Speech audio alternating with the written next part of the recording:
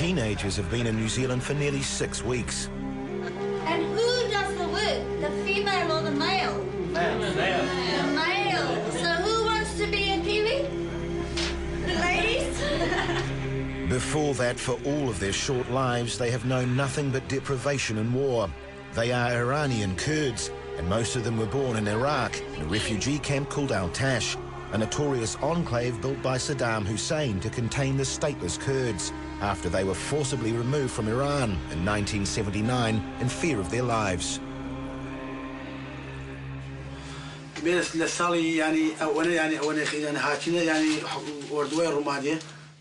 بيش 23 سال لكمبي ڕۆمادێوین 23 سال لكمبي ڕۆمادێوین يعني لزندانێکی سیاسیاوین لزندانی زۆر لەو باشترە. They lived here in poverty until the last Gulf War, when they were forced to flee to a camp in no man's land on the Jordan border, and they lived there for 3 years. Altash was bad, but the Jordanian camp was much worse. ئەمە تقریبا ئەم 3 ساڵە هێمە ینی هیچ ینی لە ناڕاحەتی و خۆڵ خواردن بێ ناڵ و نان و خۆڵمان وەیکو ڕێخ وەیکو خواردووە. ئایا ئەگەر حکومەتی نیوزلەند هێمەی نەگردایە باوەشە و بمانی هەورێ بێرە لە وڵاتی ئاسیادا مناڵمان ئەمر لە برسیە مناڵمان بێسەوا دەماوە. In Ruwaishid camp, I think there were a number of facilities that were there, but it was all very ad hoc, and it wasn't set up for the number of people that were actually in that camp. Christina was one of 2 New Zealand immigration officers who travelled to Jordan to interview the Kurds and decide who were able to come here. We look at those people who are most in need, so that's where UNHCR will help us with that, and then we look at those who are best fit for New Zealand's capabilities. A few weeks after the selection process, 152 Kurdish refugees were flown to New Zealand to begin their new lives. Like all of the 750 refugees that New Zealand accepts each year, they spent 6 weeks at the Mangere Resettlement Centre before being housed in several cities around the country. And the big day has finally arrived. While some families are going to West Auckland and Hamilton, the bulk of them will be going to Christchurch. Samin and his family will go on the first flight. Mohammed's family plus Ali Sher and his family will take a later flight.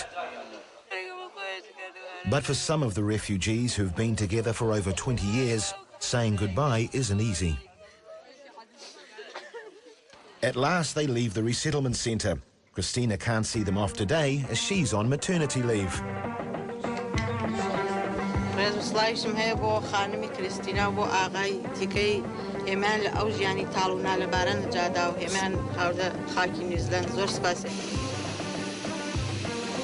The Kurds are almost at the end of a very long nightmare. Ironically, they're finding refuge on the day that the trial begins of their former tormentor, Saddam Hussein. How are you? Thank you very much. Thank you. Thank you and to you. 1 hour later, the refugees are crossing the Canterbury Plains and are soon on the ground at Christchurch.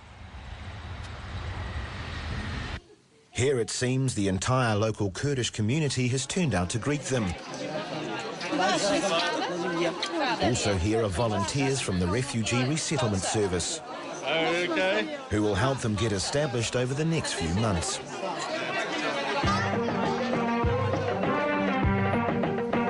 A convoy of Kurds leaves Christchurch Airport, with Samin and his children in one car and his wife about to follow in another.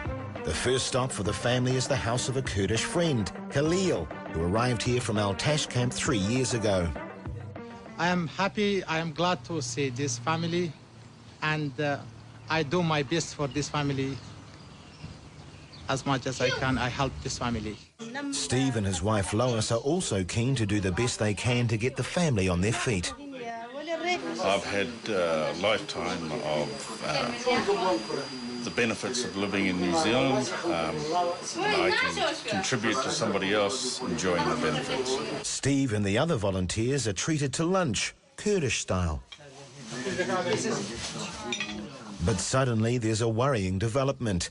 Samin's wife has not arrived at the house, and other volunteers have turned up to try to find her. Mina knows she should come here? She should come here, but she don't know. Oh, Najima, thanks. But she don't know. Please tell him we're looking at the airport. And so the excitement of the arrival is dampened by worry that Samin's wife is lost somewhere in Christchurch. Next, Kurd and Māori discover some common ground. And hopefully one day I will partake of Kurdish food. Tonight we will partake of Māori food.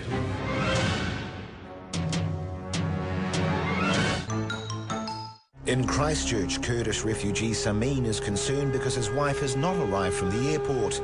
Volunteers from the Refugee Resettlement Service are now there keeping an eye out for her, while they wait for the next plane load of refugees, who are looking forward to being reunited with their family members. I have not seen them for 4 years, I think, yeah. And really, it's happiness. I feel so happy to go there and to get the reunification with them again, and then to spend with them happily, to continue my life with them.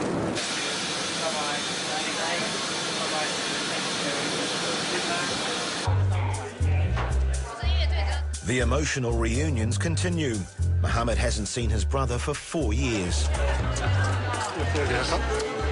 And neither has this man.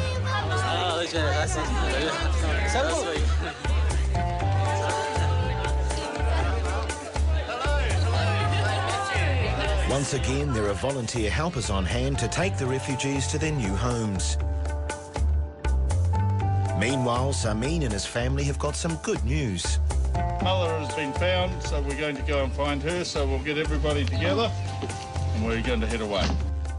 It turns out that Sharwood is at the home of another Kurdish relative. After picking her up, the family heads towards their new home.